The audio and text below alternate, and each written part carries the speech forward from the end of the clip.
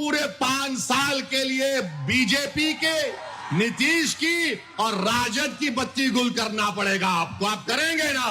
बिहार विधानसभा चुनाव को लेकर सभी पार्टियों ने अपनी तैयारियां शुरू कर दी है। इस साल नवंबर में विधानसभा चुनाव होने वाले हैं, जिसके बस कुछ ही महीने बचे हैं। इसी कतार में कहीं पार्टी की मीटिंग हो रही है तो कहीं ज्यादा से ज्यादा सीट लेने को लेकर रणनीति तैयार की जा रही है।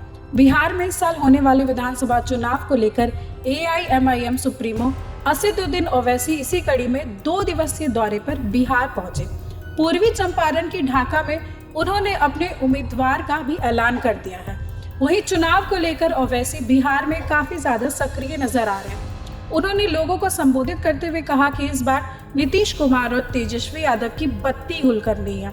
उन्होंने आगे कहा कि आप आगे 5 साल के लिए RJD और नीतीश की बत्ती बंद करने के लिए तैयार हैं तो मैं अपने उम्मीदवार की घोषणा करता हूं।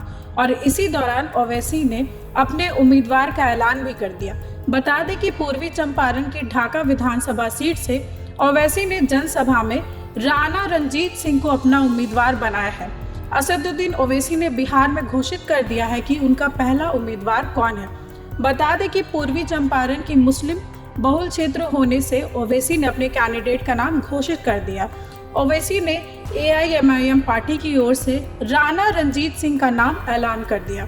उन्होंने कहा कि आगामी चुनाव में राणा रणजीत सिंह इस सीट से उम्मीदवार होंगे। उन्होंने लालू यादव पर भी इस दौरान निशाना साधा। लालू यादव को लेकर कहा कि तुमने मेरे 4 विधायक तोड़े, मैं इस बार 24 बनाऊंगा। दोनों तरफ शैतान है। कहीं जज्बात में आके हाथ तो नहीं उठा रहे। अगर आप वादा कर रहे हैं बत्ती गुल करेंगे इन लोगों की, तो मैं ढाका की जनता को खुशखबरी दे रहा हूं कि हमने हमारे भाई राणा रंजीत को यहां से अपना उम्मीदवार बनाने का हम ऐलान कर रहे हैं।